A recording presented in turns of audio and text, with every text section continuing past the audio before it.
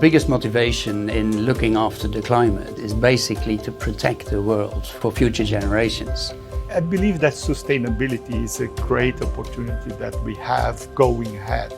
We see an extraordinary potential in the battery industry. So we are pivoting towards more sustainable products.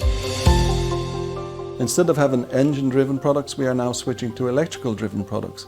And we have new, more efficient products also, like our energy storage systems and our solar-driven light towers. Right now, hundreds of battery production plants are being built around the world. Here, Industrial Technique is involved in finding the best efficient production solutions in each step. We also are involved in grid-scale battery. For instance, when you have windmills and you have wind, you can produce electricity. You can use that electricity to run a compressor. The compressor will then compress a gas that will be stored, and when you don't have wind, you can release that pressure, and through an expander and a generator, you can generate electricity. A good example of where we reduce the environmental impact is on the newest chips. We talk now about 3 nanometer, maybe even smaller. They use EUV technology. When you use EUV, you use a lot of hydrogen.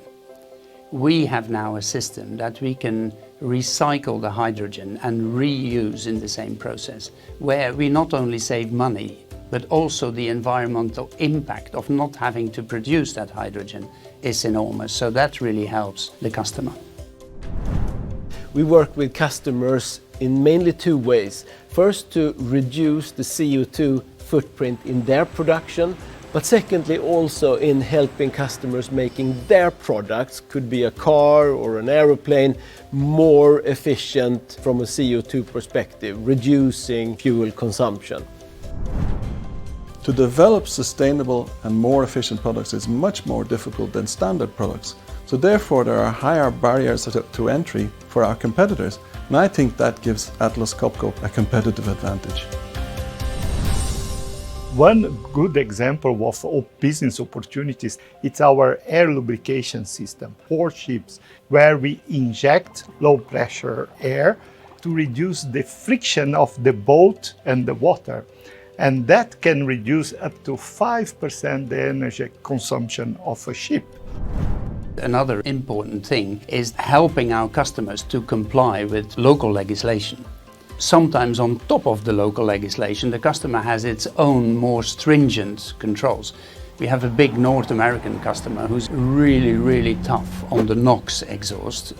And we managed, as only vacuum supplier, to reach the level of NOx that this customer wanted. And of course, if you can do that, it's fantastic for our business and for the environment. The energy transformation will require new gases. One good example is hydrogen compressors to the entire chain. Hydrogen for mobility, hydrogen for the industry. So there are quite a lot of opportunities there. Also, when you need to store CO2, you will require a compressor. That's why we have developed a product range already for that type of application. Another market segment is hospitals. 50% of the CO2 emitted by the hospital is coming from anesthetic gases. And we developed equipment now that can recover these gases and avoid the emission to the environment. We've already taken actions to be more sustainable in our own factories. Today, most of our factories have solar panels installed. This we wouldn't have done 5 years ago, but today we do it.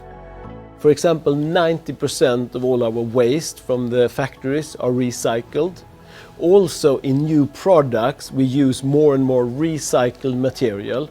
One of our latest products is made out of 32% recycled material. Energy impact in the whole supply chain is very important. For example, when we build a factory, we will always make sure the supply chain is local to the factory so that you reduce the transport getting into your factory. And then when we take our products out of our factories, we use rail now quite often, which is a good, fast, low carbon solution. So if we create a minimum impact to the environment, I'm convinced that our shareholders will also benefit from that process.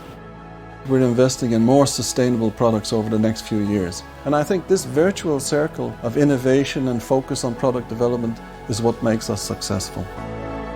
And then you have the full circle of sustainability.